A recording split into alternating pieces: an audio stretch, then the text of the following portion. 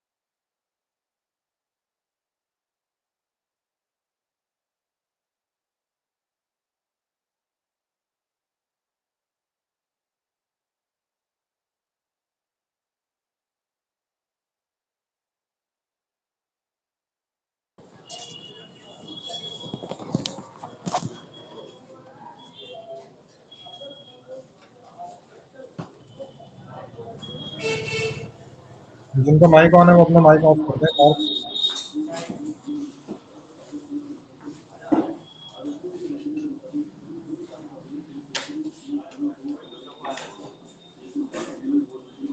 और अपना mic off कर दें।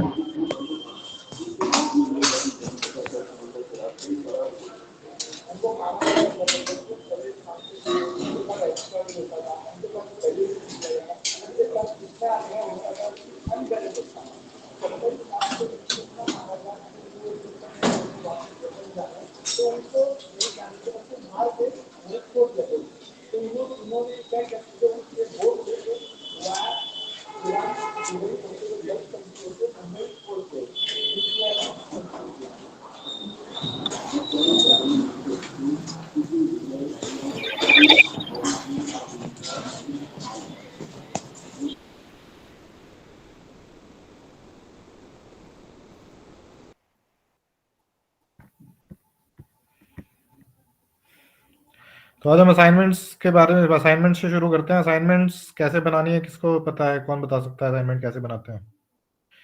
I mean front page, back page क्या लगाना है, कैसे करना है, उसके बारे में डिस्कस करते हैं। क्या इश्यूज आ रहे हैं आपको असाइनमेंट्स में?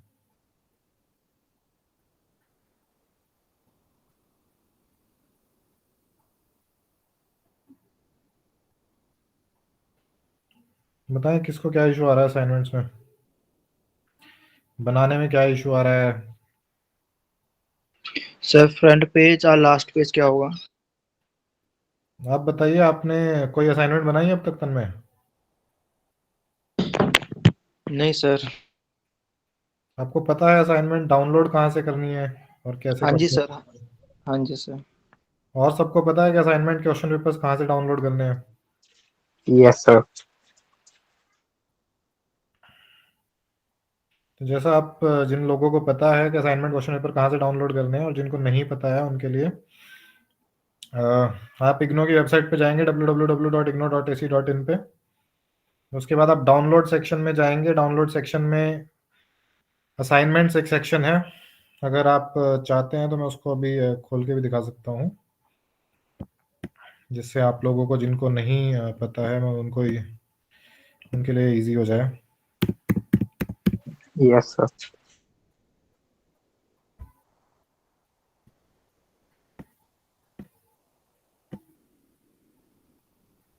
सर एग्जाम ये सर फर्स्ट सेमेस्टर के जो असाइनमेंट सबमिट किए थे तो सर उसके मार्क्स अभी तक अपलोड नहीं हुए, कब तक होंगे? कौन सा रीजनल सेंटर है आपका? Sir RC2, Delhi 2? Delhi 2। Yes sir. आपको दिल्ली 2 ही मेल करनी पड़ेगी, RC दिल्ली 2 में, कि आपके असाइनमेंट के मार्क्स अपलोड नहीं हुए। साथ में रिसिप्ट लगा देना, जो रिसीट होती है आपकी वो अटैच कर सर देना। उन्होंने बोल okay sir, thank you. Receipt attach कर देंगे तो उनके लिए इजी होगा आपका फाइंड करना। और सर इसमें क्लासेस का भी कुछ नहीं पता, ऑफलाइन? ऑफलाइन क्लासेस नहीं होती हैं किसी भी इग्नो में, किसी भी कोर्स की। ये ODL sir system and distance. वैसे ओके सर। बताइए। ओपन एंड डिस्टेंस लर्निंग है, ये ओडीएल सिस्टम है। इसमें क्लासेस नहीं होती हैं। काउंसलिंग सेशन भी सिर्फ इसलिए होते हैं कि आप लोग अपना जो पढ़ रहे हैं, अगर उसमें कोई इशू आ रहा है तो आप अपने इश्यूज पूछ सकते हैं उन काउंसलिंग सेशंस में। अगर आपको कोई इशू नहीं है तो वो एक अलग बात है। अलग से कोई क्लासरूम सेशन नहीं होंगे जिसमें टीचर आपको पढ़ा रहा होगा और आप पढ़ रहे होंगे। ऐसा कोई क्लासरूम सेशन नहीं होंगे आपके। आपको खुद सेल्फ स्टडी ही करनी है ओडीएल सिस्टम में। Okay sir. अंजलि सर आप कुछ बताओ। स्टूडेंट सर कुछ स्टूडेंट वेटिंग में है सर, उन्हें ऐड कर दो। मैं करवा देता हूँ।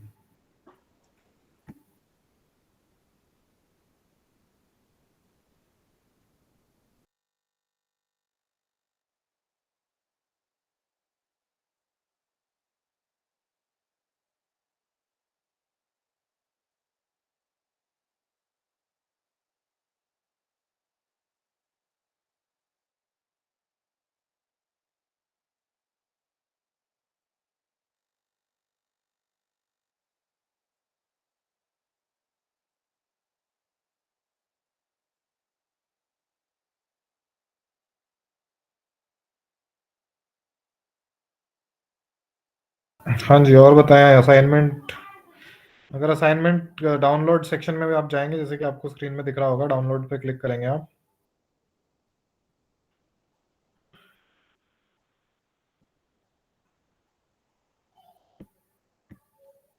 अभी वेबसाइट ऑन नहीं हो रही किसी वजह से, जैसे ही ऑन होती है फिर मैं आपको शो करता हूँ।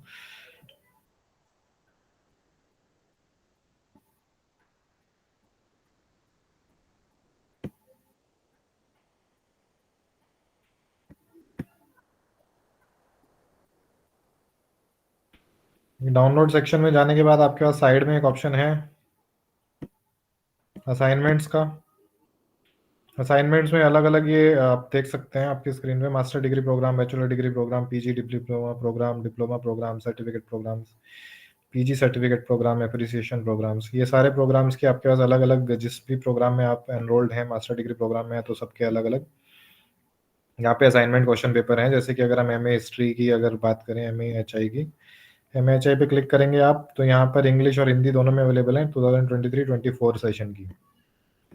वैसे ही अगर हम एमईजी की बात करें या एमएडी की बात करें, एमसीए की बात करें, अगर कोई एमसीए में है तो यहाँ पे फर्स्ट सेमेस्टर, सेकंड सेमेस्टर अलग अलग, न्यू सिलेबस और ओल्ड सिलेबस। यहाँ पर न्यू सिलेबस के हिसाब से, क्योंकि अब एमसीए में चेंज हो गया है, एमसीए न्यू हो गया है अब, तो उसके हिसाब से अब सारे असाइनमेंट्स अवेलेबल हैं। इनके क्वेश्चन पेपर आप किसी भी एक का क्वेश्चन पेपर खोल के देख लीजिए। जैसे हम देखते हैं मास्टर ऑफ कंप्यूटर एप्लीकेशंस में MCSL 16-17 ESL वाले जो प्रोग्राम्स हैं, लेबोरेटरी प्रोग्राम्स हैं, इनकी असाइनमेंट भी बनानी होती है। तो आप यहाँ से क्वेश्चन लेंगे, उसके बाद उन क्वेश्चंस के आंसर लिखेंगे अपने आप। आंसर्स आपको लिखने हैं स्टडी मटेरियल में से। अगर स्टडी मटेरियल सबको जिनके पास नहीं आया है वो ई ज्ञान कोश से डाउनलोड कर सकते हैं, वो भी मैं एक बार बता दूंगा अभी इस सेशन में कि ई ज्ञान कोश से आप कैसे स्टडी मटेरियल अपना डाउनलोड कर सकते हैं। तो ये क्वेश्चंस आपको दिखाई दे रहे होंगे। इन क्वेश्चंस के आप, जैसे कोई एमसीए का स्टूडेंट है तो उन क्वेश्चंस के आपको आंसर लिखने हैं। अब लिखने में क्या क्या चीज़ें आपको ध्यान रखनी है वो मैं आपको बता देता हूँ। फर्स्ट ऑफ ऑल, ये जो फर्स्ट पेज आपको दिखाई दे रहा होगा, ये फर्स्ट पेज लगाना किसी भी असाइनमेंट का बहुत ज़रूरी है। आप जब भी अपने असाइनमेंट बनाएंगे, वाइट पेजेस पे बनाएंगे या जो भी पेजेस आपके पास अवेलेबल हैं, कोई ऐसा नेसेसिटी नहीं होती कि आप वाइट पेजेस ही लेंगे। अगर आपके पास वाइट पेजेस नहीं अवेलेबल हैं तो आप दूसरे रजिस्टर के पेजेस भी ले सकते हैं। तो आप अपनी असाइनमेंट्स जब बनानी शुरू करेंगे तो आप जब नॉर्मली अपने क्वेश्चन आंसर्स लिख देंगे, क्वेश्चन के आंसर्स लिख देंगे, उसके बाद सबमिट करने से पहले आपको जो मेन चीज़ें ध्यान में रखनी है, बहुत ज़रूरी हैं, क्योंकि सबमिट करते हुए यही प्रॉब्लम आती है कि जो अभी एक स्टूडेंट ने क्वेरी पूछी भी कि उनके मार्क्स नहीं लगे हैं फर्स्ट सेमेस्टर के अब तक। बहुत बार ऐसा होता है कि स्टूडेंट जब अपनी असाइनमेंट्स जमा कराते हैं तो जैसे कि ये फ्रंट पेज है असाइनमेंट का, ये फ्रंट पेज लगाना भूल जाते हैं, फ्रंट पेज नहीं लगाते, या फिर वो अपना जो आई कार्ड है वो लगाना भूल जाते हैं। अपनी असाइनमेंट के फ्रंट पहले 3 पेजेस बड़े ध्यान से लगाने हैं। फर्स्ट पेज आपका असाइनमेंट का फर्स्ट पेज, सेकंड आपका जो आपका आई कार्ड है, और थर्ड आपका जो एक फ्रंट पेज होता है जिसमें सारी डिटेल्स होती हैं, आपका नाम, आपका एनरोलमेंट नंबर, आपका प्रोग्राम, आपका कोर्स और आपकी सारी जो आपका सेशन है वो सब कुछ उस और डिटेल्स होती हैं उस पेज पे। वो पेज लगाना बहुत ज़रूरी है। आपका आई कार्ड लगाना बहुत ज़रूरी है, क्योंकि बहुत बार ऐसा होता है कि असाइनमेंट्स में से फर्स्ट पेज जो है वो किसी वजह से मिस हो गया, या किसी वजह से फर्स्ट पेज की कोई मिस आपने जमा कराई, वहाँ हैंडलिंग में कहीं से वो फट गया। बट अगर आपका आई कार्ड उसमें लगा हुआ है तो आई कार्ड से बिल्कुल क्लियर हो जाएगा कि आपका कोर्स क्या है, आपके कोर्स में आपको क्या आपका किस कोड की आपने जमा करवाई है असाइनमेंट। तो असाइनमेंट जमा करवाते हुए ये 3 चीज़ों का बहुत अच्छे से ध्यान रखना है। फर्स्ट ऑफ ऑल, आपका क्वेश्चन पेपर लगा होना चाहिए, आपका फ्रंट पेज लगा होना चाहिए जिसमें आपकी सारी इन्फॉर्मेशन होती है, उसके बाद आपका आई कार्ड लगा होना बहुत ज़रूरी है। फिर जब आप अपनी असाइनमेंट्स जमा कराने जाते हैं अपने स्टडी सेंटर पे, मोस्टली सबके स्टडी सेंटर्स की टाइमिंग मोस्टली सैटरडे या संडे को होती है, आप अपने स्टडी सेंटर पे पता कर सकते हैं आपके स्टडी सेंटर की क्या टाइमिंग्स है। आप उस पर जब जमा कराने जाते हैं तो you have to make sure कि जब आप असाइनमेंट जमा करा रहे हैं तो आप उनसे रिसीट लें स्टडी सेंटर से, क्योंकि रिसीट ही बाद में आपके काम आती है। बहुत बार ऐसा होता है कि बच्चों के असाइनमेंट्स के मार्क्स नहीं लगते हैं, लर्नर्स के नहीं लगते हैं, तो वो फिर बाद में जब अपनी क्वेरी रेज करते हैं कि मेरे असाइनमेंट के मार्क्स नहीं लगे हैं, तो उनके पास रिसीट कोई नहीं होती। रिसीट नहीं होने की वजह से जो मार्क्स ट्रैक करना, अगर रीजनल सेंटर भी चाहता है कि मार्क्स ट्रैक करने किसी तरह स्टूडेंट के, तो ट्रैक करना बड़ा मुश्किल हो जाता है जब आपके पास रिसीट ही नहीं है। तो रिसीट में ऐसा हो सकता है कि कई स्टडी सेंटर्स आपके पास आपको ये बोलें कि आप उनके पास कोई रिसीट बुक नहीं है, तो उस केस में आप क्या कर सकते हैं, अपने फ्रंट पेज की कॉपी करवा के रख सकते हैं। उस फ्रंट पेज पे आप उनसे साइन और रिसीविंग ले लें, उनसे साइन और स्टैंप ले लें। अगर उनके पास रिसीविंग बुक है तो वेल एंड गुड, वो रिसीविंग बुक पे आपको अपनी रिसीविंग दे देंगे। बट अगर उनके पास रिसीविंग बुक नहीं है, इन दैट केस आप अपना जो फ्रंट पेज है उसकी कॉपी करें। फ्रंट पेज की कॉपी करके उसके बाद उसका उस पर रिसीविंग ले लें। तो ये रिसीविंग लेना बहुत ज़रूरी है। उसके बाद अगर आपके 2-3 महीने में मार्क्स या 1-2 महीने में मार्क्स नहीं लगते हैं, तो उस रिसीविंग के थ्रू ही आप अपनी एक मेल क्वेरी रेज कर सकते हैं। आप अपने आरसी पे अपनी एक क्वेरी रेज कर सकते हैं, उस रिसीविंग को साथ में लगा के। रिसीविंग में मोस्ट प्रॉब्ली डेट भी मेंशन होगी, आप खुद डेट मेंशन कर दें।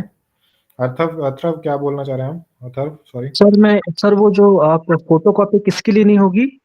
जो आपका फ्रंट पेज लगाते हैं आप असाइनमेंट का, जिसपे आपका नाम, एनरोलमेंट नंबर, आपका जो सारी डिटेल्स आपकी होती है फ्रंट पेज पे, उस फ्रंट पेज की फोटोकॉपी लेकर, और अगर उनके पास रिसीट बुक नहीं है, बहुत बहुत सारे स्टडी सेंटर होंगे शायद उनके पास रिसीट बुक ना हो, तो उस केस में आप अपने फ्रंट पेज की, अगर आप 5 असाइनमेंट जमा करा रहे हैं तो पांचों के जो फ्रंट पेज है उनकी एक कॉपी करके लेके जाएं, और उस कॉपी पे आप रिसीविंग ले लें।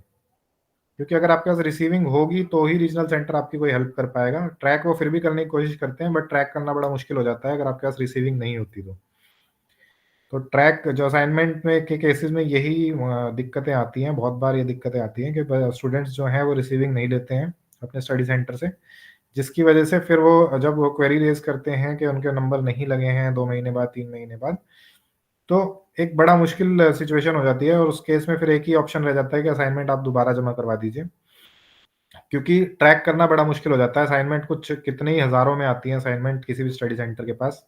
फॉर एग्जांपल अगर किसी स्टडी सेंटर के पास 5000 स्टूडेंट हैं और अगर सबके 4-4 सब्जेक्ट हैं, 5-5 सब्जेक्ट हैं, तो 25,000 असाइनमेंट उनके पास आती हैं। 25,000 असाइनमेंट में से एक को ट्रैक करना बड़ा मुश्किल हो जाता है। अगर आपके पास रिसीट होती है तो वो ट्रैक करना थोड़ा सा ईजी रहता है। तो आप उस केस में अपनी रिसीट लें। रिसीट पे अगर नहीं रिसीट है तो फिर आप अपना फ्रंट पेज का कॉपी लें और फ्रंट पेज की कॉपी पे अपना रिसीविंग ले लें। ये किया जा सकता है।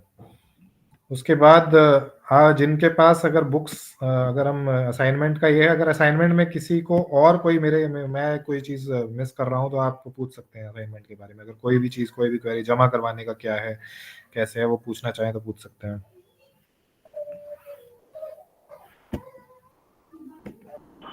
बोल रहे सर फाइनेंशियल अकाउंटिंग का 2 क्वेश्चन पेपर एक्चुअली है। हेलो। हाँ जी, हाँ जी, बताइए।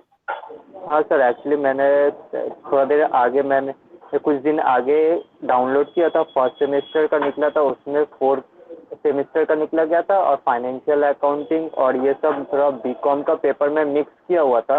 तो मैंने फाइनेंशियल अकाउंटिंग का वहाँ से भी डाउनलोड किया है, और अभी जो अभी कुछ दिन आगे सेकेंड सेमेस्टर का भी फाइनेंशियल अकाउंटिंग का पेपर निकला। उस दोनों में से कौन सा करना है सर?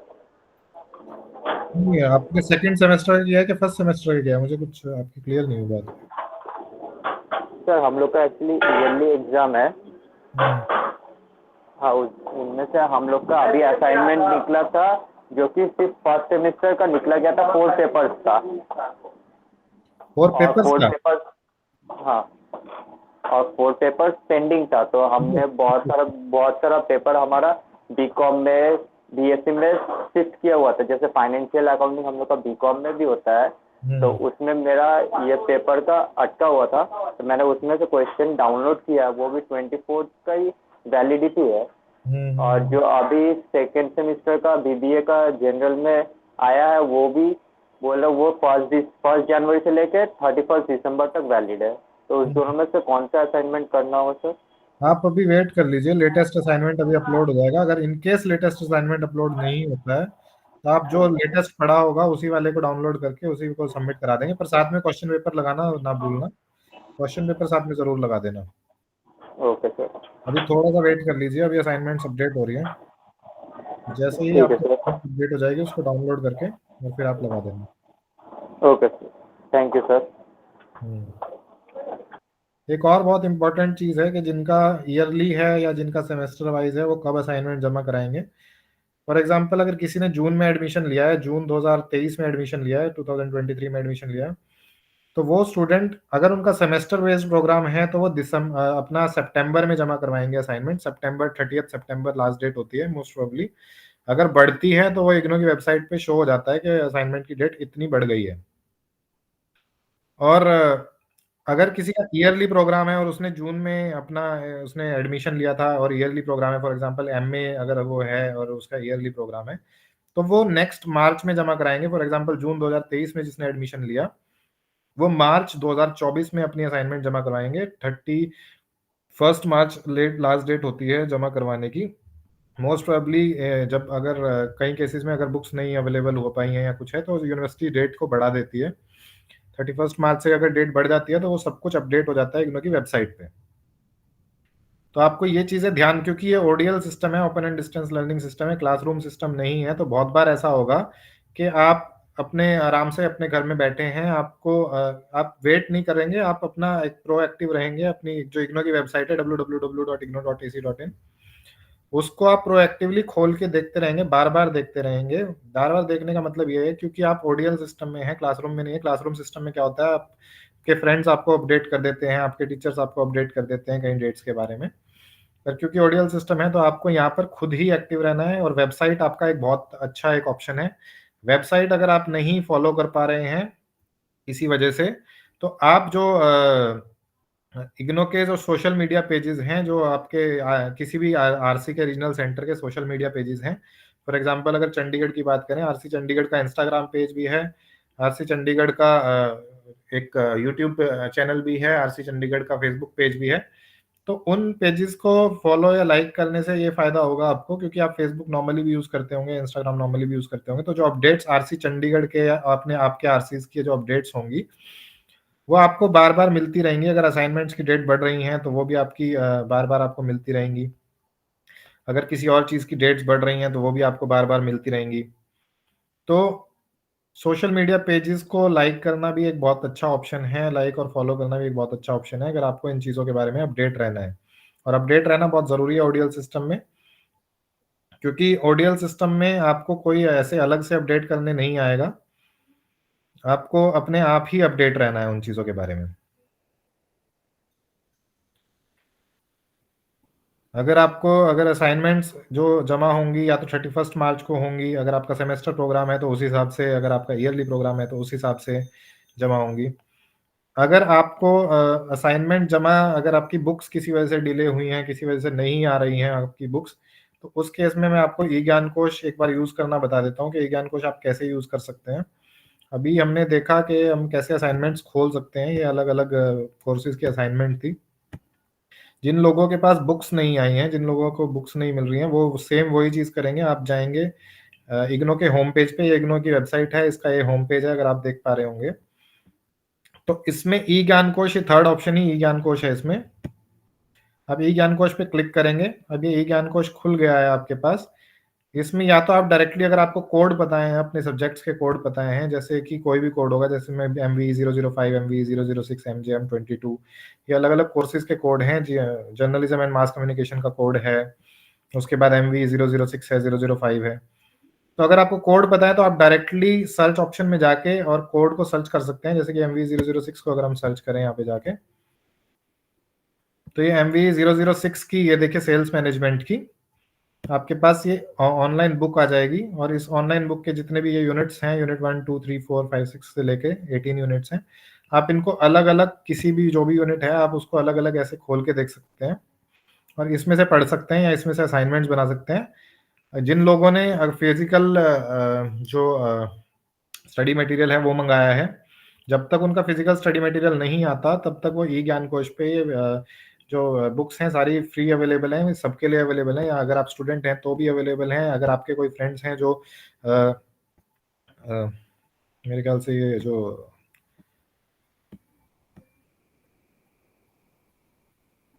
मैं आपको जो एग्जैक्ट पेज है वो दिखाता हूँ प्रेजेंट करके। तो ये ई ज्ञान कोश का पेज खुलता है जो अभी आपको दिखाई देगा।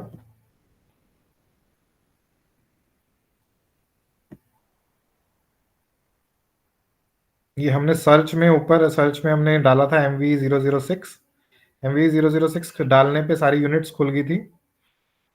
सारी यूनिट्स खुलने के बाद हमने उसमें से यूनिट 18 को अगर क्लिक किया तो इसमें व्यू एंड ओपन का ऑप्शन आ गया है।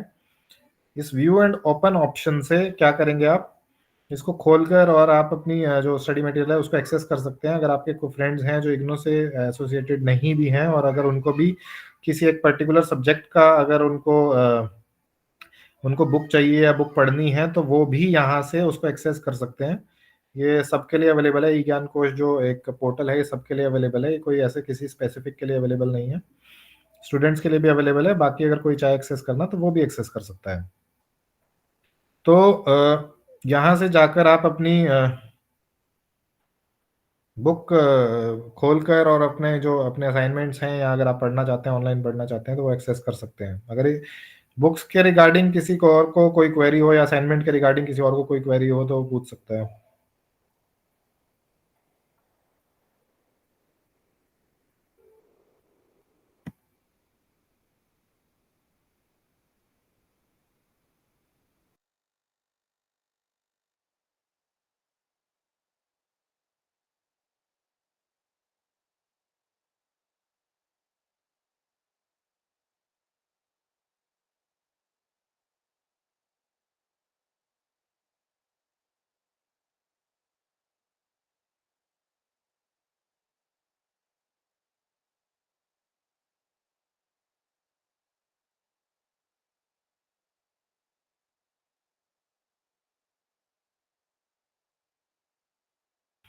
अगर और कोई इशू आ रहा है किसी स्टूडेंट को, वो भी इस सेशन में पूछ सकते हैं। इस सेशन में हम इश्यूज क्लियर करेंगे।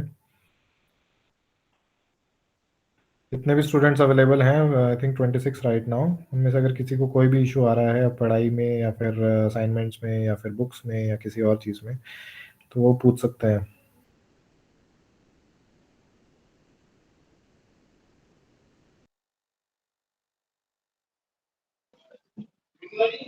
हेलो हाँ जी, बताएं मेरे वाला। Good evening sir. Good evening.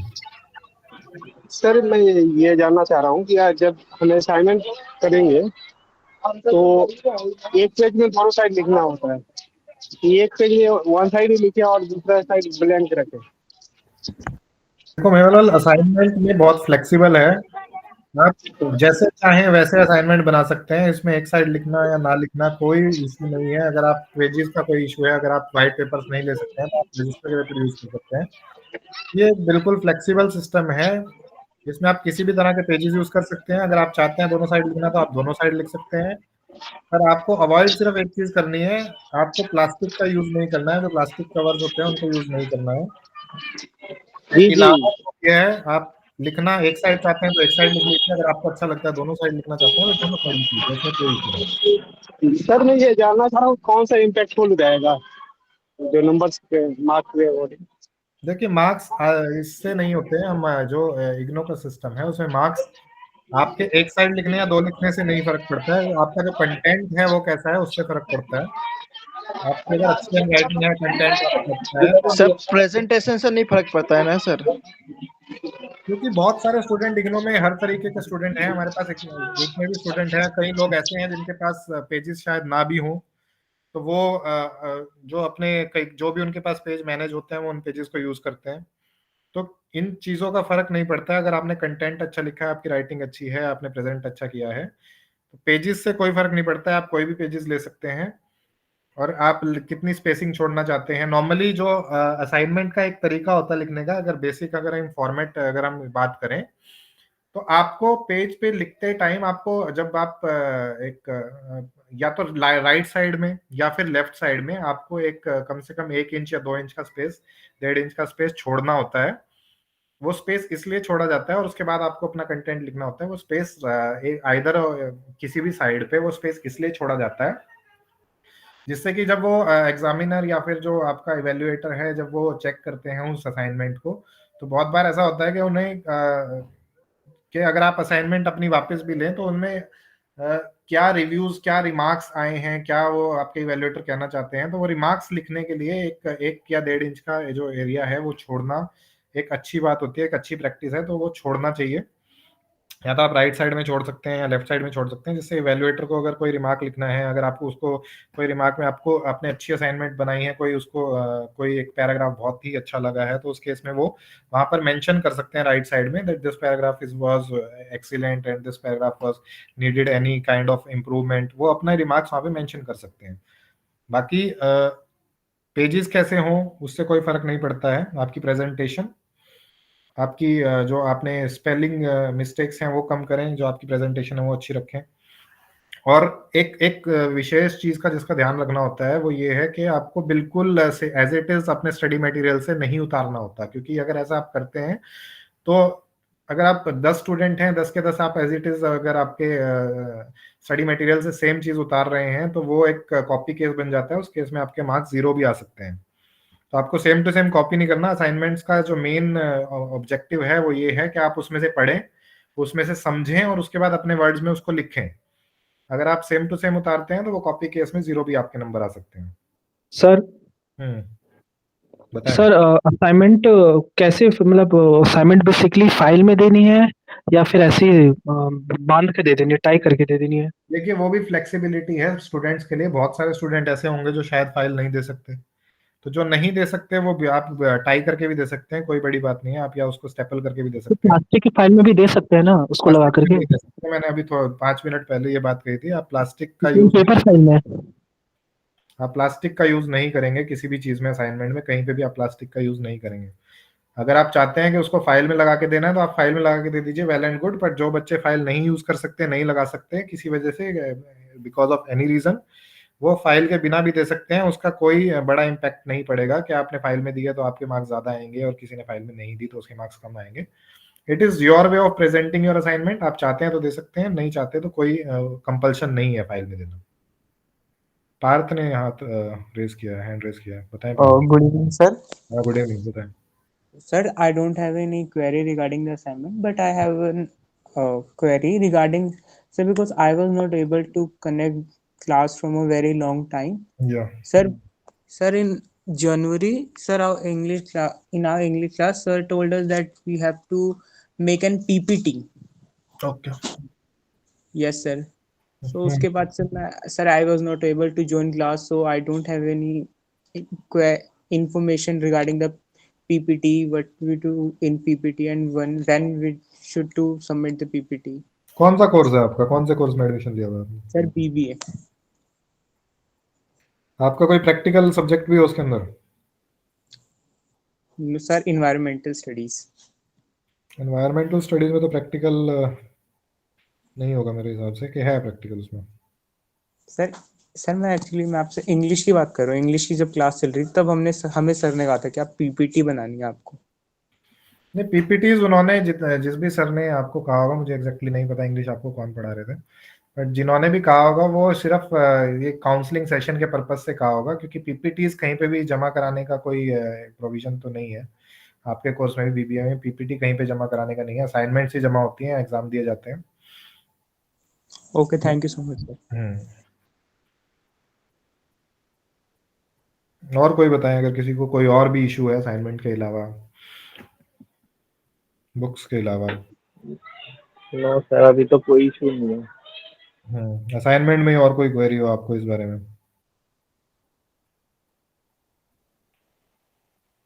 Assignment में हो सके तो कोशिश करें कि ब्लैक और ब्लू पेन का ही यूज़ करें और कोई पेन इंक यूज़ ना करें, क्योंकि उस केस में भी आपका जो असाइनमेंट है वो कैंसिल हो सकता है।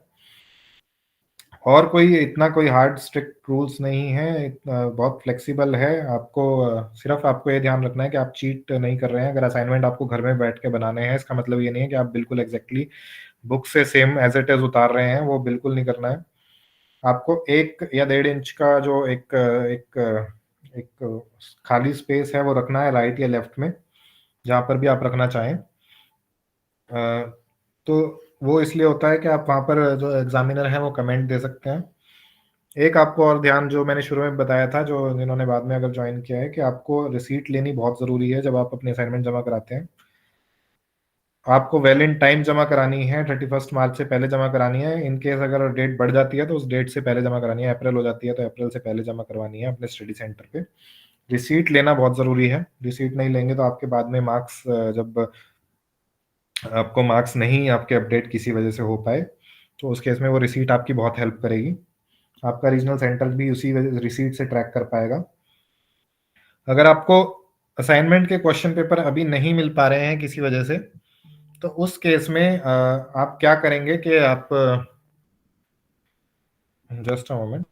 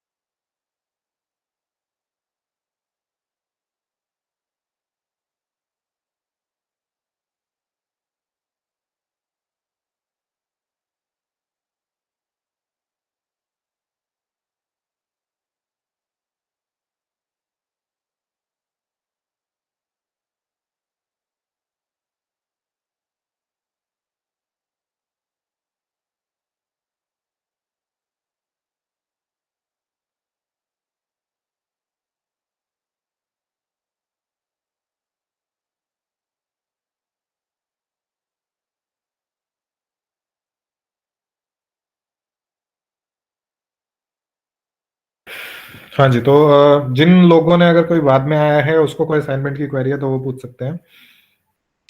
आपको लास्ट डेट बड़ी ध्यान रखनी है। लास्ट डेट कैसे ध्यान रखेंगे? इग्नो की वेबसाइट पे जाके आप लास्ट डेट का ध्यान रखेंगे। इग्नो की वेबसाइट आप रेगुलरली विजिट करेंगे। रेगुलरली विजिट करने के बाद आपको जो फ्रंट पेज है, उसी पे ही, फ्रंट पेज पर ही लिखी होती है लास्ट डेट्स। लास्ट डेट अगर कोई एक्सटेंड होती है तो भी फिर फ्रंट पेज पे ही आ जाता है। अगर फ्रंट सर पेज एक पे बार शो कर दीजिए सर। हाँ, मैं बता देता हूँ। देखिए,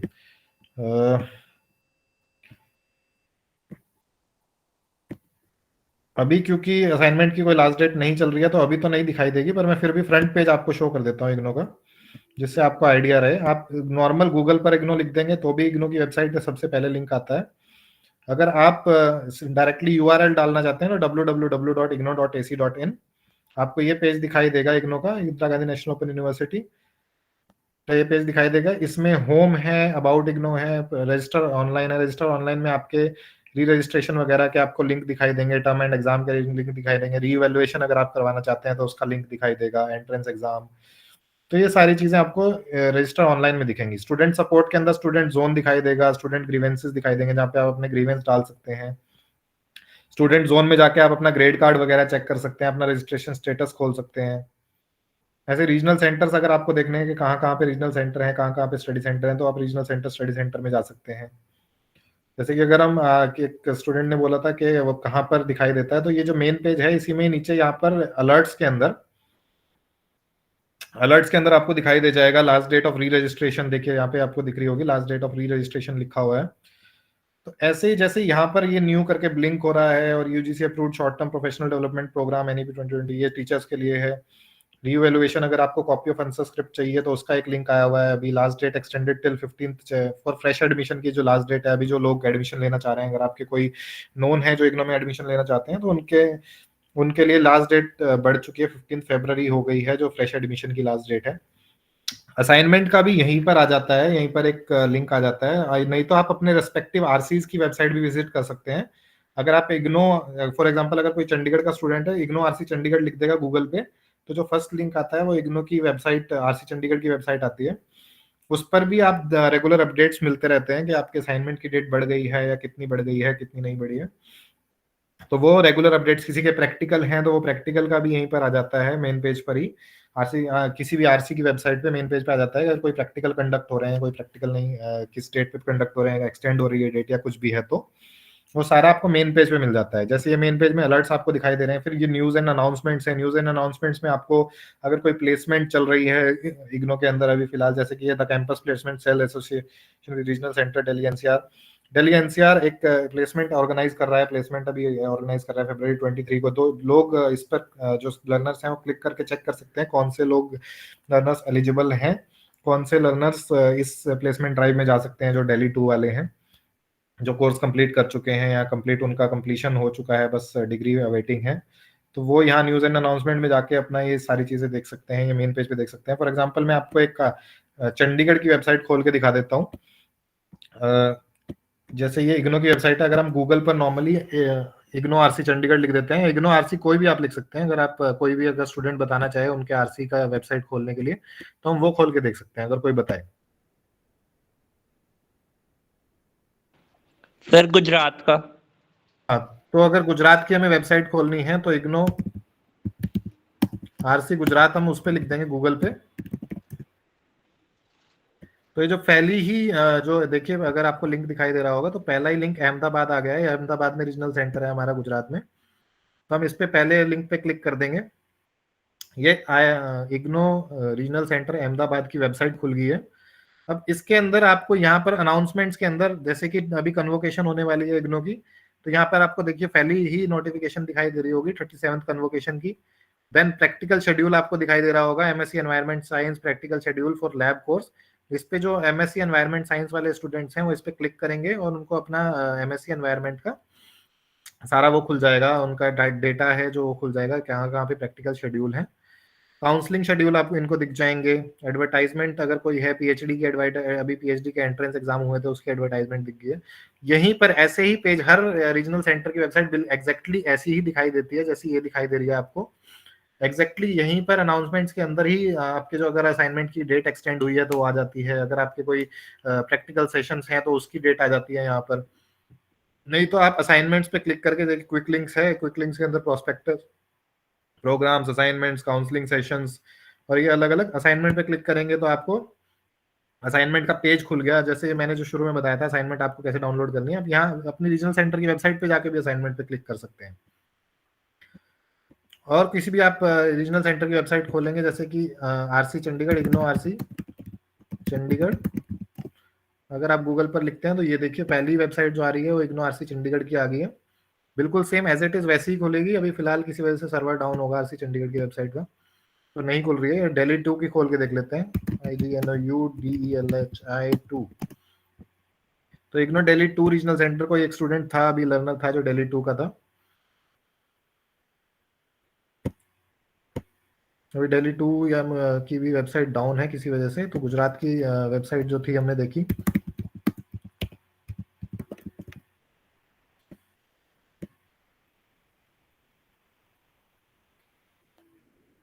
जैसे कि कोलकाता रीजनल सेंटर की हमने वेबसाइट खोली है, आपको एक्जैक्टली वैसा ही सेम दिखाई देगा। अनाउंसमेंट्स के अंदर अनाउंसमेंट्स दिखाई देंगी, फिर assignments, counselling schedule, forms, recordings, events, ये सारी चीजें आपको दिखाई देंगी। ये कोलकाता की वेबसाइट है रीजनल सेंटर की। इसमें अगर आप जाएंगे, यहाँ पर आप अनाउंसमेंट्स को खोलते हैं तो अनाउंसमेंट्स के अंदर आपको सारा जो नया कोई भी अपडेट होगा वो सारा इसमें दिखाई देगा। अगर और किसी को कोई क्वेरी है तो वो पूछ सकता है।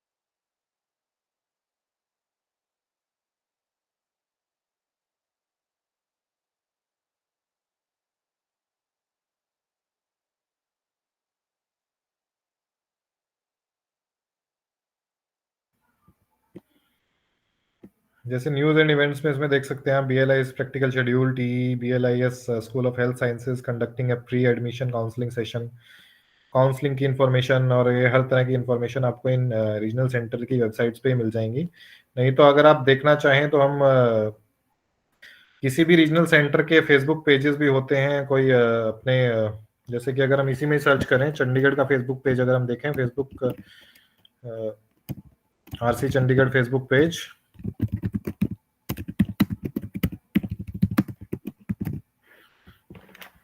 ये देखिए आपको फर्स्ट पे ही मिल जाएगा इग्नो रीजनल सेंटर चंडीगढ़ का। ऐसे ही हर रीजनल सेंटर के अपने अपने फेसबुक पेजेस भी हैं। अभी क्योंकि हमने इसमें लॉगिन नहीं किया है तो ये अभी मैं खोलने ये देखिए Indira Gandhi national open university 37th convocation ceremony. ये जो इग्नो चंडीगढ़ का या किसी भी रीजनल सेंटर का जो फेसबुक पेज है, अगर आप देख पा रहे होंगे, तो इसमें रेगुलर अपडेट्स आते रहते हैं। जैसे कि online viva voice for MAPC internship, ये आप देख सकते हैं कि ये अभी रेगुलर अपडेट 59 मिनट्स पहले ही ये एक अपडेट डला है, और साथ में एक लिंक है जिसपे आप क्लिक करके MAPC वाले जो स्टूडेंट्स हैं वो उसको एक्सेस कर सकते हैं। या 2 आवर्स पहले 2 वे ऑडियो 1 वे एक प्रोग्राम है उसके बारे में इंफॉर्मेशन दी गई है। हर 2 घंटे 3 घंटे में 1 डे पहले एक ज्ञान दर्शन के ऊपर जो प्रोग्राम, ज्ञान दर्शन इग्नो का ही एक चैनल है, उसके ऊपर अगर कोई प्रोग्राम हो रहा था उसकी एक इन्फॉर्मेशन दी हुई है। ऐसे ही हर रोज हर आर्ली ये अपडेट होते हैं फेसबुक पेजेस या इंस्टाग्राम पेजेस जो होते हैं। अगर स्टूडेंट्स को, जैसे कि ये 2 दिन पहले online viva voice voce for BCA MCA और MCA new project December 2023 session, इसका भी लिंक यहाँ पर फेसबुक पेज पे ही प्रोवाइड कर दिया स्टूडेंट्स को। तो स्टूडेंट्स डायरेक्टली यहाँ से क्लिक करके अपना वाइवा जो है, वाइवा सेशन है, या उनको अपडेट मिल जाएगा कि किस दिन वाइवा होना है। ऐसे ही अलग अलग अपडेट आते रहते हैं और डेली, वीकली और आर्ली बेसिस पर, और स्टूडेंट उसी हिसाब से अपने सोशल मीडिया हैंडल के थ्रू भी अपनी इंफॉर्मेशन ले सकते हैं। तो ये बहुत ज़रूरी है कि आप कोई इग्नो की वेबसाइट, सोशल मीडिया प्लेटफॉर्म्स, इनको रेगुलरली इनको अपना फॉलो करें, इनके जो अपडेट्स हैं, क्योंकि आप एक ODL सिस्टम में, open and distance learning system में है, आपको सारे अपडेट्स घर पर बैठकर नहीं मिलेंगे। कोई SMS, आपको सारे SMS नहीं आएंगे। कुछ SMS हो सकता है आपको आए, रजिस्ट्रेशन का SMS आ जाए, एग्जाम का में भी SMS आ जाए, बट सारे SMS नहीं आएंगे। आपको खुद ही अपडेट रहना होगा इसमें। जितना आप अपडेट रहेंगे उतना आपके लिए अच्छा रहेगा, क्योंकि आपके जो मार्क्स हैं वो टाइम पर चढ़ जाएंगे, आपके जो और जो चीजें हैं वो टाइम पर होंगी। तो ये अपडेट रहना बहुत जरूरी है। ODL सिस्टम में, रेगुलर कन्वेंशनल सिस्टम में आपको अपडेट्स मिलते रहते हैं, अपने फ्रेंड से मिल जाते हैं, टीचर से मिल जाते हैं। अपने स्टडी सेंटर पर आप विजिट कर सकते हैं संडेज को, सैटरडेज को, जब भी आपके स्टडी सेंटर पर आप पता कर लें कि कब वो फिजिबल है। संडेज को होता है मोस्टली, क्योंकि नॉन वर्किंग डे रखा जाता है for all the working professionals, जो वर्किंग प्रोफेशनल्स हैं उनके लिए भी, जिससे इजी हो जाए। तो आप अपने स्टडी सेंटर पर जाकर भी अपने काउंसलर्स से रेगुलर टच में रह सकते हैं। काउंसलर्स से अगर आप रेगुलर टच में रहेंगे तो आपको पता चलता रहेगा दैट क्या अभी फिलहाल क्या चल रहा है, what is happening right now. Counsellors से आप अपनी इश्यूज, अपने क्वेरीज भी रेज कर सकते हैं काउंसलर्स के आगे कि आपको पढ़ने में क्या इशू आ रहा है। तो आपके काउंसलर्स जो आपके उस सब्जेक्ट के रेस्पेक्टेड टीचर्स हैं उनसे आपको मिलवाएंगे और आप उनसे अपनी क्वेरीज शेयर कर सकते हैं।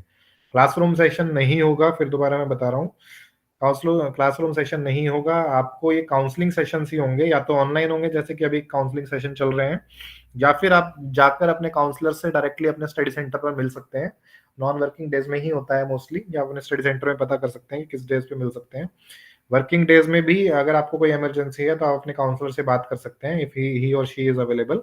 उस केस में आप उनसे बात कर सकते हैं और उनसे मिल सकते हैं।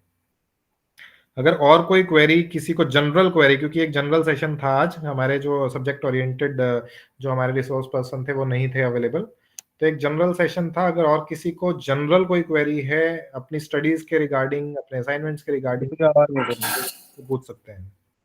सर हाँ जी, मैं बताएं। सर मैं ये कह रहा हूँ, जो हमारे स्टडी सेंटर है वो भी काउंसलिंग, ये स्टडी काउंसलिंग सेशन प्रोवाइड कराते हैं स्टडी के लिए। काउंसलिंग सेशन का मतलब मेवालाल, मैं पहले ही आपको बता दूं, काउंसलिंग सेशन का मतलब होता है कि आप अपनी क्वेरीज लेकर जाएं और वो क्वेरीज के आपके आंसर दें। तो ये होता है आपके स्टडी सेंटर में, आपके काउंसलर अवेलेबल हैं।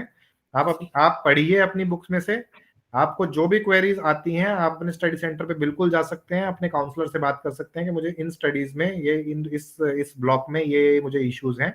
वो आपको बिल्कुल हेल्प करेंगे। आपके स्टडी सेंटर में काउंसलर्स अवेलेबल हैं, हर सब्जेक्ट के काउंसलर अवेलेबल हैं। जो भी आपको स्टडी सेंटर असाइन किया जाएगा उस स्टडी सेंटर के काउंसलर्स आपके स्टडी सेंटर पर अवेलेबल हैं, वो आपको बिल्कुल हेल्प करेंगे, कोई इशू नहीं आएगा उसमें, पर कोई सर नहीं होगा। मेरी एक क्यूरी और थी कि जी अटेंडेंस का कोई इशू तो नहीं है ओडीएल मोड पे, अगर हम काउंसलिंग सेशन हर क्लास ले रहे हैं तो? नहीं, जो काउंसलिंग सेशन है वो आपको लेनी जरूरी है। काउंसलिंग सेशन इसलिए लेनी जरूरी है क्योंकि आपके जो क्वेरीज हैं वो क्वेरीज आपकी इसी काउंसलिंग सेशन से ही दूर होती हैं। जैसे कि आज एक नॉर्मल जनरल सेशन ही मान लो, एक नॉर्मल जनरल सेशन चल रहा है, तो बहुत सारे लोगों की बहुत क्वेरीज अभी दूर हुई जिन लोगों ने भी क्वेश्चंस पूछे। तो काउंसलिंग सेशन लेना जरूरी है। 4 दिन के हर एक पर्टिकुलर सब्जेक्ट की 4 दिन की काउंसलिंग सेशन होती है, तो इसको अवॉइड ना करें। इसमें अगर कोई बहुत ही किसी को इमरजेंसी है तो वो छोड़ सकता है, नहीं तो काउंसलिंग सेशन लेना जरूरी है। सर मैं 100% अभी तक लिया हूँ, और क्या ये अटेंडेंस में काउंट होता है कि नहीं? अटेंडेंस के अंदर काउंट नहीं होता है मेवलाल ये। अच्छा, नहीं होता ना, कोई बट इशू नहीं है, बस नॉलेज तो मिलती है ना सर। काउंसलिंग सेशन लेना जरूरी है बहुत, क्योंकि इसमें पता चल जाता है कि आप कहाँ पर स्टैंड कर रहे हैं, कहाँ पर नहीं स्टैंड कर रहे हैं। Okay sir, thank you sir. Okay. क्योंकि अभी किसी की और मुझे लगता है जनरल क्वेरी नहीं है, अगर कोई पूछना चाहता है फिर भी पूछ ले, नहीं तो फिर हम जनरल सेशन है इसको हम क्लोज कर देंगे आज। हाँ नीलेश बताएं। Nilesh you have raised the hand, आप बताएं क्या क्वेरी है। सर काउंसलिंग के सर ऑफलाइन होने के चांसेस हैं? ऑफलाइन काउंसलिंग आप अपने स्टडी सेंटर पे जाके कभी भी अपने जो स्टडी सेंटर है उनसे बात कर सकते हैं अपने काउंसलर से, वो ऑफलाइन काउंसलिंग ही होती है। क्लासरूम नहीं होगा। अगर आपको क्लासरूम लग रहा है, आपको लग रहा है कि कोई टीचर आएगा पढ़ाएगा, वो नहीं होगा। काउंसलिंग का मतलब अपनी क्वेरीज लेकर जाइए, अपने स्टडी सेंटर पे जाइए, आपके काउंसलर बिल्कुल आपको हेल्प करेंगे। वो काउंसलर इसलिए ही वहां पर अवेलेबल है आपके स्टडी सेंटर में, आपको हेल्प करने के लिए। तो काउंसलिंग ऑफलाइन वो ही है जिसमें आप अपने स्टडी सेंटर पे जाते हैं अपने इश्यूज लेके, वहाँ आपके इश्यूज सॉल्व होंगे। कोई मैथ का स्टूडेंट है, लर्नर है, तो अपने मैथ के जो इश्यूज आते हैं उसको कोई सॉल्व नहीं कर पा रहा है, तो वो अपने बिल्कुल स्टडी सेंटर पे जाए, अपने मैथ के काउंसलर से बात करे कि उसको किस किस प्रॉब्लम में सॉल्यूशन चाहिए, वो आपको बिल्कुल हेल्प करेंगे ऑफलाइन। और कोई स्टूडेंट की कोई जनरल क्वेरी हो?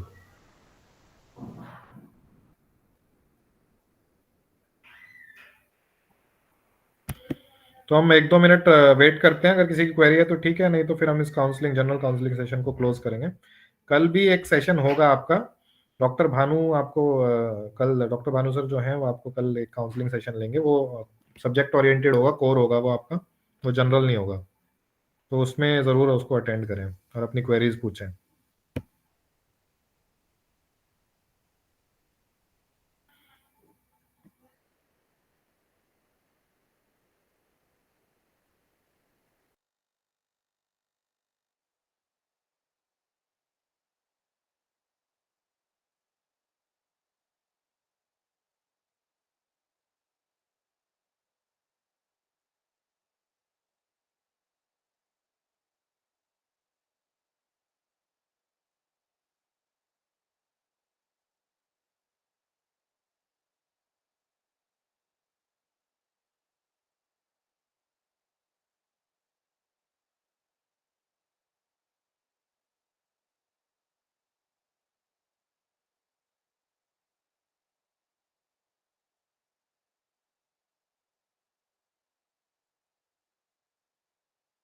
हाँ नीलेश बताएं, आपको और क्या क्वेरी है?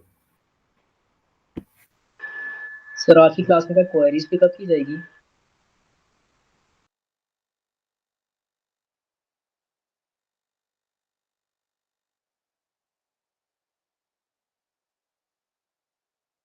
क्या पूछ रहे थे नीलेश, आप बताएं दोबारा। सर मैं ये पूछ रहा हूँ कि सर आपको मतलब लाइक क्वेरीज लेने के लिए मतलब क्लास ज्वाइन की? हाँ आज की क्लास जनरल थी। आज के जो हमारे सब्जेक्ट ओरिएंटेड जो हमारे रिसोर्स पर्सन थे वो आज किसी वजह से अवेलेबल नहीं थे, उनके यहाँ कुछ इशू था तो अवेलेबल नहीं थे, इसलिए वो सेशन जो आज का था वो जनरल सेशन कर दिया गया था। वो आज सब्जेक्ट ओरिएंटेड नहीं था। कल आपका दोबारा वो डॉक्टर भानु सर लेंगे वो सेशन, वो सब्जेक्ट ओरिएंटेड ही होगा। चलिए आज के सेशन ओके जनरल सेशन हम क्लोज करते हैं, क्योंकि इसके अलावा मुझे नहीं लगता किसी की कोई क्वेरी है। फिर भी अगर कोई क्वेरी आती है तो आप अपने रीजनल सेंटर की ईमेल्स पर अपनी जो क्वेरी है वो डाल सकते हैं, या ग्रीवेंस सेक्शन में अपनी जो क्वेरीज है वो डाल सकते हैं। ये किसी ज्योति राजपूत ने पूछा है, मुझे सेकंड सेमेस्टर की बुक्स प्रोवाइड नहीं हुई हैं। ये जो बुक्स का है, क्योंकि मेरे पास ये इन्फॉर्मेशन नहीं होती ज्योति, मैं आपको तरीका बता सकता हूँ कि कैसे आप इस चीज़ को आप ट्रैक कर सकते हैं। फर्स्ट ऑफ ऑल, अगर आपकी बुक नहीं आई है तो आप अपने रीजनल सेंटर को एक मेल डालिए या ग्रीवेंस डालिए कि आपकी बुक्स, आपने इस सेशन में एडमिशन लिया था। पूरा आपको प्रॉपर अपनी इन्फॉर्मेशन उस मेल में डालनी है कि आपका ये एनरोलमेंट नंबर है, ये नाम है, ये कोर्स में आपने एडमिशन लिया है। और आप हिंदी इंग्लिश किसी में भेज सकते हैं। अगर आपकी कोई रीजनल लैंग्वेज है और आपका वहाँ का रीजनल सेंटर है तो आप उस रीजनल लैंग्वेज में भेज सकते हैं आप चाहें तो उसमें आप अपनी मेल टाइप करके भेजेंगे और उसमें आप you will ask your regional centre कि आपकी बुक्स कहाँ पर हैं और आपको कोई स्टेटस बताया जाए तो आपको ऑफ कोर्स स्टेटस बताएंगे। आप ग्रीवेंस में भी डाल सकते हैं। जब तक आपकी बुक्स नहीं आती हैं, मैंने आपको बताया था कि आप ई ज्ञान कोश पर जाकर अपनी वर्चुअल बुक्स यानी कि ऑनलाइन जो बुक्स हैं उनको आप देख सकते हैं और उनको देख के तब तक आप पढ़ सकते हैं जब तक आपकी फिजिकल बुक्स नहीं आ रही हैं। तो आप अपनी उन ऑनलाइन बुक्स को आप एक्सेस करेंगे। अगर आपको पता चला था कि ऑनलाइन बुक्स, तो मैं फिर दोबारा दिखा देता हूँ। मैंने जो प्रेजेंट किया हुआ है उसमें आप इग्नो की वेबसाइट पे जाएंगे, igno.ac.in, या गूगल पे इग्नो लिख देंगे, आपको दिख रहा होगा वे उस पे। उसके बाद आपको जो यहाँ पर ई ज्ञान कोश का ऑप्शन है, इस पे क्लिक करेंगे। थर्ड ऑप्शन ई ज्ञान कोश का है।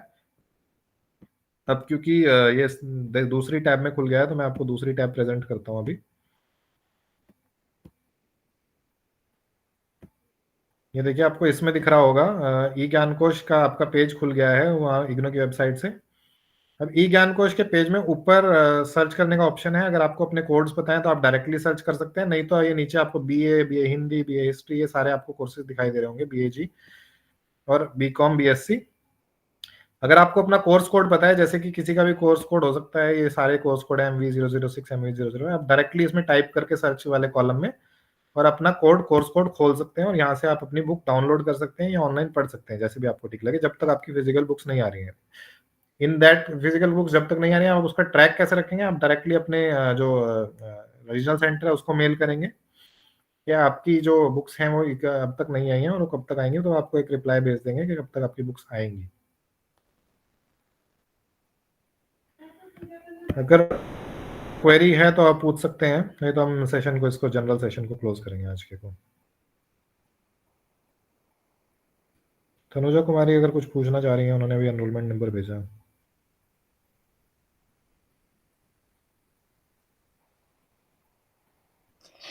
यस सर, मैंने जून 2023 में एडमिशन करवाया था तो दिसंबर में पेपर नहीं दिया है, तो अब वो क्या मैं 8 सब्जेक्ट का पेपर 2024 जून में दे सकती हूँ? कौन सा कोर्स है आपका तनुजा? BBA। तो आपने अगर दिसंबर में एग्जाम्स नहीं दिए हैं तो आप जून में दे सकते हैं एग्जाम्स। जितने भी आपके फर्स्ट ईयर के एग्जाम टोटल बनते हैं, आप उन टोटल को एक साथ दे सकते हैं, कोई इशू नहीं है उसमें। और आपको मार्च में अपनी असाइनमेंट जमा करवानी होगी। Okay sir. और किसी की अगर कोई क्वेरी हो तो वो पूछ सकते हैं। सर मतलब जो दिसंबर को जो पेपर नहीं दिए थे, मतलब उनको भी देना है, और जून में जो सेकंड सेमेस्टर आ रहा है उनको भी देना है? जिनका सेमेस्टर बेस्ड प्रोग्राम है और वो किसी वजह से अपने पहले सेमेस्टर के पेपर नहीं दे पाए हैं, किसी भी वजह से, जो भी वजह थी उनकी, वैसे तो आपको टाइमली देने चाहिए, तभी आपको एक अगर जो गोल्ड मेडल का एक ऑप्शन होता है वो आपको मिलता है अगर आप टाइमली अपने पेपर लेते हैं तो। अगर अपने टाइमली कोई भी इशू आया आपकी फैमिली में, आप अपने फर्स्ट सेमेस्टर के एग्जाम्स नहीं दे पाए, फॉर एग्जांपल जिन्हें जैसे इन्होंने दिसंबर में नहीं दे पाए थे, तो वो नेक्स्ट सेमेस्टर में जून में दोनों सेमेस्टर्स के एक साथ दे सकते हैं, एग्जाम दे सकते हैं। अगर बाई चांस कोई एग्जाम क्लैश होते हैं तो उस केस में आपको अपना एक एग्जाम छोड़ना होगा। अगर नहीं क्लैश होते हैं तो आपको सारे एग्जाम आप एक साथ दे सकते हैं दोनों सेमेस्टर्स के।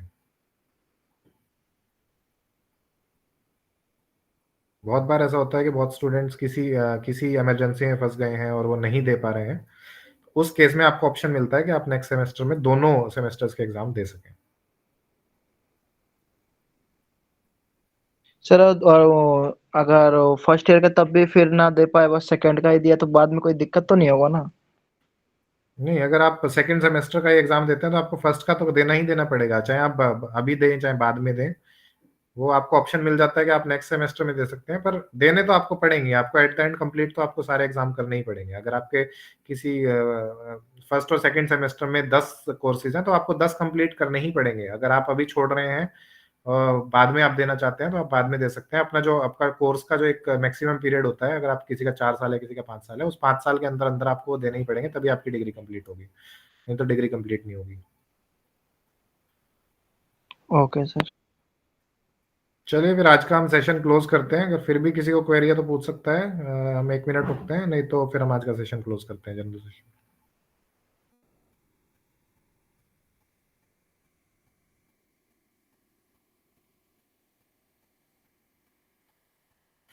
आई थिंक किसी को क्वेरी नहीं है, तो हम आज का सेशन क्लोज करते हैं। Have a good evening to all, have a good day.